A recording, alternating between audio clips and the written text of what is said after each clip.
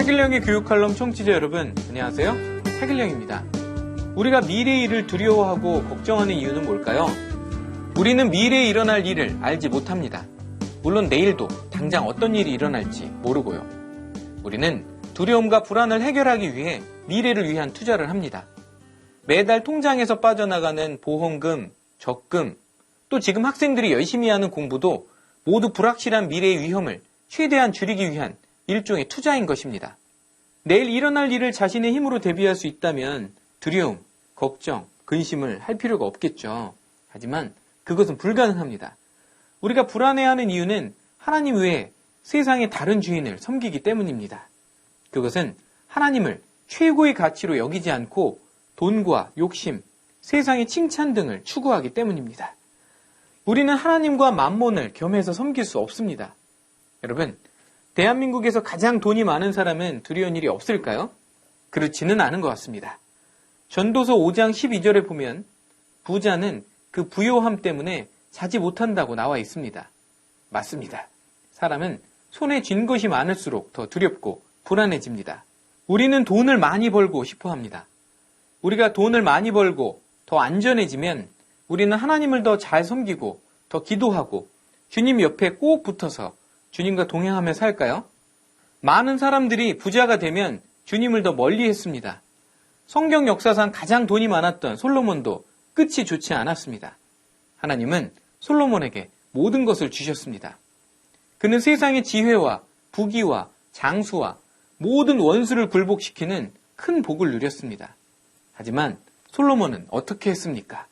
그 모든 것을 누렸던 솔로몬이 마지막까지 하나님을 잘 섬겼습니까? 열왕기상 11장 1절에서 13절까지를 보면 정말 충격적입니다. 하나님께서 이방 여인과 결혼하면 다른 신을 섬기게 되니 그들과 통하지 말라고 하셨지만 솔로몬은 말을 듣지 않았습니다. 그는 무려 700명의 후궁과 300명의 첩 등 1000명의 아내를 두었습니다. 우리는 솔로몬의 명판결 이야기를 잘 알고 있습니다. 두 여자가 갓난아기 하나를 두고 각자 자기 아들이라고 다투었습니다. 솔로몬은 칼로 아기를 둘로 잘라서 여인들에게 반씩 주라 이렇게 판결하였고 결국 아기의 진짜 엄마는 자신의 아기를 살리기 위해 거짓말하는 여인에게 아기를 주라고 합니다. 이로 인해 결국 진짜 엄마가 밝혀지게 되죠.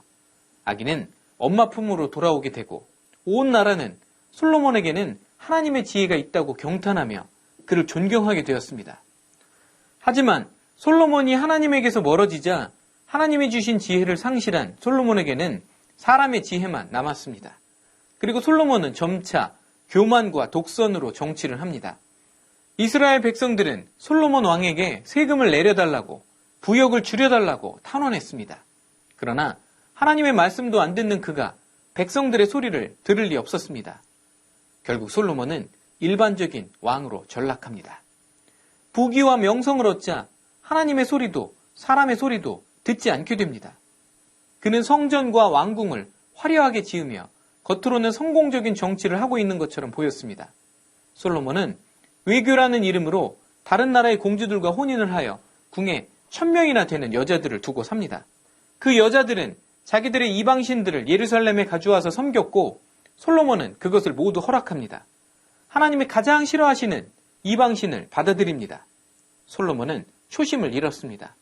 마음의 중심도 잃었습니다. 첩들을 위하여 사당들을 지어놓았던 산은 여호와의 성전에서 가까웠습니다. 현재는 멸망산이라는 이름으로 남아있습니다. 하나님은 솔로몬에게 2번이나 나타나셔서 나의 법도를 벗어나지 말라 이렇게 경고하셨지만 그는 듣지 않았습니다. 하나님은 솔로몬 왕에게 3번째로 나타나셔서 나는 너의 신하가 왕이 되게 할 것이다 라고 말씀을 마치십니다. 통일왕국 이스라엘의 멸망의 원인은 바로 솔로몬이었던 것입니다. 하나님께서는 그렇게 믿었던 다윗의 아들 솔로몬에게 얼마나 배신감을 느끼셨을까요? 그로 인해 하나님께서 얼마나 마음이 아프셨을까요? 저는 열왕기상을 읽으면서 눈물이 났습니다. 하나님의 마음이 느껴져서 너무 마음이 아팠습니다. 그리고 저를 돌아보지 않을 수 없었습니다. 항상 좋은 일만 일어나기를 바라는 저는 그 일이 다 이루어지면 제 마음이 어떻게 될지 두려운 마음이 들었습니다. 왜 하나님께서 우리에게 어려운 일을 허락하시는지 조금은 이해가 가는 것 같았습니다. 솔로몬은 세상의 모든 것을 얻었지만 주님의 능력은 잃었습니다. 열왕기상을 읽자 저는 저의 연약함에 오히려 기뻐하고 감사할 수 있게 되었습니다. 저의 연약함을 통해 주님의 능력이 온전하게 나타날 수 있기 때문입니다. 내게 이르시기를 내 은혜가 내게 족하도다. 이는 내 능력이 약한 데서 온전하여짐이라 하신지라. 이러므로 도리어 크게 기뻐함으로 나의 여러 약한 것들에 대하여 자랑하리니 이는 그리스도의 능력으로 내게 머물게 하려 함이라. 고린도후서 12장 9절 말씀. 이제 우리는 우리에게 모든 것을 주시지 않는 하나님께 감사해야 합니다. 그리고 지혜와 돈과 세상의 권세가 없어 자신이 부족하다고 느껴질 때, 두려움이 몰려올 때 주님께로 나아가야 합니다. 너희는 귀를 기울이고 내게 나아와 들으라. 그리하면 너희 영혼이 살리라. 이사야 55장 3절 말씀. 여호와는 내 편이시라. 내게 두려움이 없나니 사람이 내게 어찌할꼬. 시편 118편 6절 말씀. 두려움이 오면 주님께서 나를 두려움에서 구하신다. 이렇게 외쳐야 합니다. 천군 천사에게 도움을 요청해야 합니다. 천군 천사들이여 내 마음을 지키시오. 이렇게 외쳐야 합니다. 믿음의 사람들에게 도움을 요청해야 합니다. 저를 위해서 기도해 주세요. 그런데 가장 중요한 것은 본인이 기도해야 합니다. 본인은 기도하지 않고 기도 부탁만 하고 다니면 안 됩니다.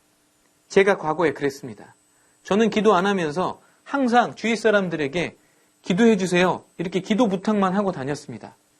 가장 중요한 것은 본인이 기도하는 것입니다. 그리고 믿음이 자라게 해달라고 기도해야 합니다. 청취자 여러분, 기도에 많은 시간을 쏟으십시오. 하루에 1시간은 온전히 기도하십시오. 저는 많은 중보기도자들과 함께 아침 7시에 각자의 집에서 1시간 기도를 시작합니다.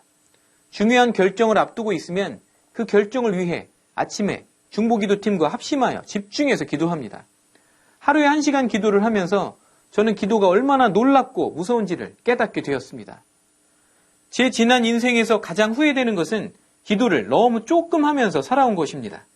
너무 후회되지만 지금부터라도 잘하려고 합니다. 현재 제 목표는 천국 가는 날까지 매일 하루 1시간 기도를 하는 것입니다. 저는 서로의 기도 제목을 위해 중보기도하며 중보기도가 얼마나 강력한지를 절감하며 살고 있습니다. 청취자 여러분들도 주위 믿음의 분들과 함께 하루 1시간 기도를 각자의 집에서 같은 시간에 시작해 보시기를 권합니다.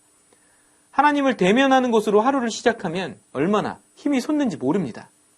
유대인들은 지금도 아침에 일어나자마자 침대에 앉아 발이 땅에 닿기 전에 기도로 하루를 시작한다고 합니다. 열왕기하 6장엔 이스라엘이 아람과 싸울 때의 일이 기록되어 있습니다. 아람 군대가 공격을 시작할 때마다 이스라엘 군대가 미리 알고 방어합니다. 아람 왕의 마음이 점점 불안해집니다. 작전 기밀이 자꾸 새어나간다고 의심하고 부하들을 불러 진상을 밝히고자 합니다. 그러나 부하들은 누군가가 비밀을 누설해서 그런 것이 아니라 하나님의 선지자 엘리사가 왕의 침실에서 하는 얘기까지 다 듣고 이스라엘의 왕에게 고하기 때문이라고 대답합니다. 아람 왕은 군사를 보내 엘리사를 잡아오게 합니다. 엘리사의 사환이 아침에 일찍 일어나 마당에 나가보니 군사와 말병거가 성읍을 새까맣게 에워싸고 있었습니다. 그 순간 혼비백산하여 엘리사에게 말합니다. 열왕기하 6장 14절에서 17절 말씀입니다. 왕이 이에 말과 병거와 많은 군사를 보내매 저희가 밤에 가서 그 성을 에워쌌더라. 하나님의 사람의 수종드는 자가 일찍이 일어나서 나가보니 군사와 말과 병거가 성을 에워쌌는지라. 그 사환이 엘리사에게 고하되 내 주여 우리가 어찌하리이까? 대답하되 두려워하지 말라. 우리와 함께한 자가 저와 함께한 자보다 많으니라 하고 기도하여 가로되 여호와여 원컨대 저의 눈을 열어서 보게 하옵소서 하니 여호와께서 그 사환의 눈을 여심해 저가 보니 불말과 불병거가 산에 가득하여 엘리사를 둘렀더라.